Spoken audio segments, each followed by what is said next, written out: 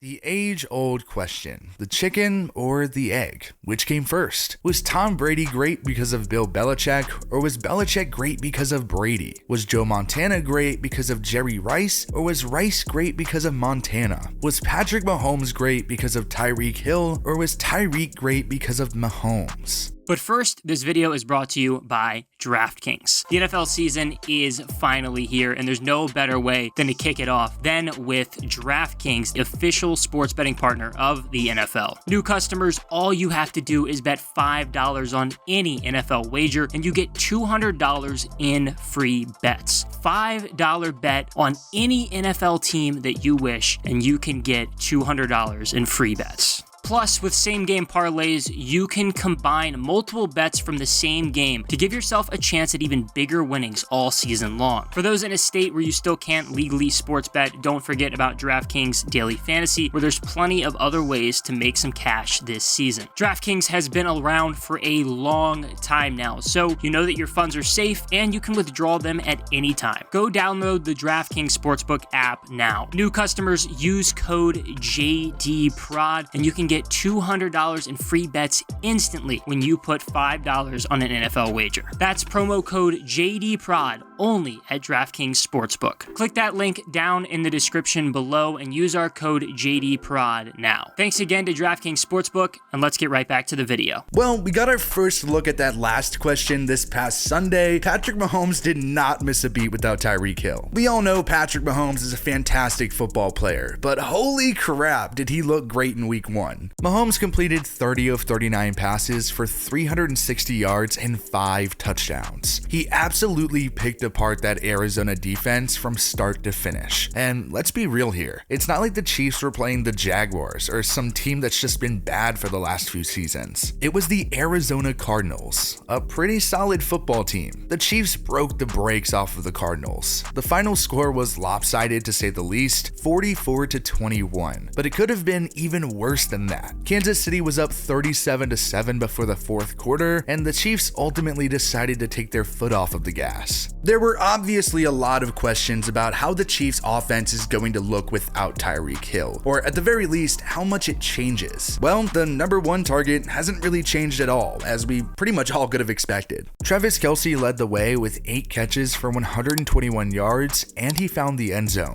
Kelce has arguably been the top target for Mahomes over Tyreek at times, so there's really no surprise there. The questions really came at wide receiver. This offseason, Kansas City did sign Juju Smith-Schuster to a 1-year deal up to $10.75 million, and he did look like he's the potential number 1 wide receiver. He had 6 receptions for 79 yards and looked pretty damn good. Remember, we didn't really see Juju last season. He went down with a season-ending shoulder injury in week 5, and it has been a while, but he did look great. There's a lot of potential there for him to have a good season. The best years of his career came early when he was opposite Antonio Brown, and defenses were more worried about AB, justifiably so, and it gave Juju a chance to really shine. I think on a Chiefs team that has a quarterback like Patrick Mahomes and already has a top target in Travis Kelce, he could fly under the radar a lot. The other guy Kansas City signed in the offseason was Marquez Valdes-Scantling. He had a good couple of seasons catching passes from Aaron Rodgers, and then the Chiefs gave him a 3-year, $30 million deal. He ended up catching 4 passes for 44 yards. You just have to bring up Sky Moore too. He's that kind of speedy Tyreek Hill type player. The Chiefs took him in the second round of the draft, and he did only have a single catch, but it did go for 30 yards. I'll at least bring up Mecole Hardman too. He's still in Kansas City, but I wouldn't be too surprised if he gets buried on the depth chart behind these guys. He ended up grabbing 3 passes for 16 yards and a touchdown. It doesn't look like the Chiefs are going to struggle one bit without Tyreek on the roster. We all know Tyreek Hill has had some very bold words all offseason about his new quarterback, Tua Tagovailoa, and he set the bar high, maybe a little bit too high. Tyreek went on First Take and literally said Tua was the most accurate quarterback in the NFL. That's just a wild statement. He started a podcast too, and in his first episode, he said that Tua was more accurate than Mahomes. Hill did say that Mahomes has a stronger arm, but that when it came to accuracy, he would take Tua all day long. On a different episode, Tyreek said said that people are basically going to regret all the things they'd said about Tua, like negative comments. I think it's a good thing to hype up your quarterback, and I'm sure that helps Tua's confidence too. But Tyreek also put really unrealistic expectations on Tua. There aren't many people in the league, or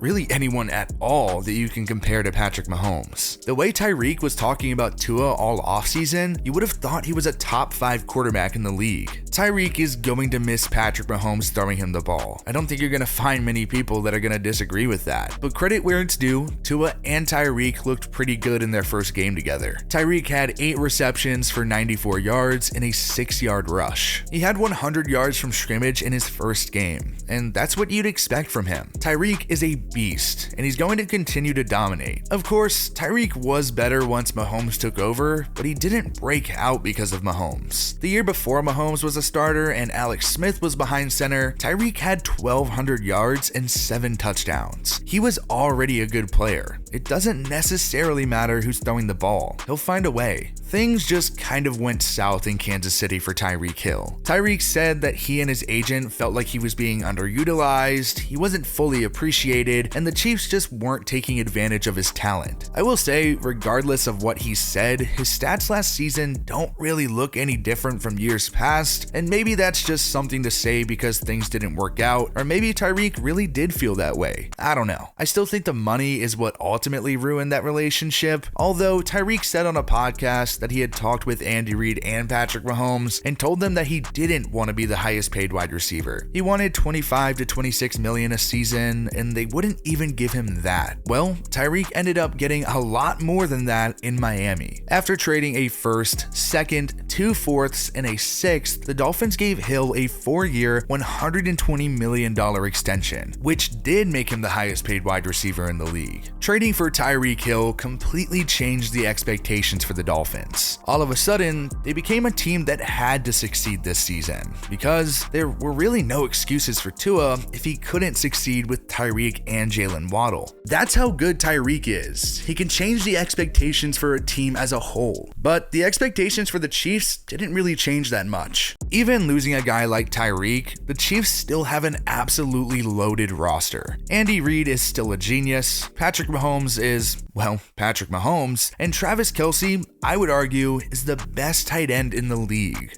Honestly, I think Kansas City is super hungry this season. That memorable Super Bowl run when Kansas City won it all and beat the 49ers, that was the 2019 season. That was a long time ago now. In the 4 years Mahomes has started, the Chiefs made the AFC Championship every year, but it does come with 2 losses, to the Patriots in 2018 and the Bengals in overtime last season. I have to imagine that it's still a very fresh wound for the Chiefs, and Mahomes still probably thinks about that interception he threw in overtime that essentially lost Kansas City the game. Plus, the last time the Chiefs did play in the Super Bowl, they lost to the Buccaneers, well, pretty badly. They kind of got manhandled in that game. I think the way the Chiefs have come up short in the last few years, and with how stacked the AFC West is, people have forgotten just how good they can be. For the first time in what feels like forever, analysts are picking someone else in that division to win it, or even win the Super Bowl. The Broncos traded for Russell Wilson, the Raiders went out and got Devontae Adams, and the Chargers signed, well, just about every single good free agent that was out there, and are actually kind of popular Super Bowl picks. Justin Herbert is that guy, and I bet if anyone can dethrone the Chiefs, it would be him.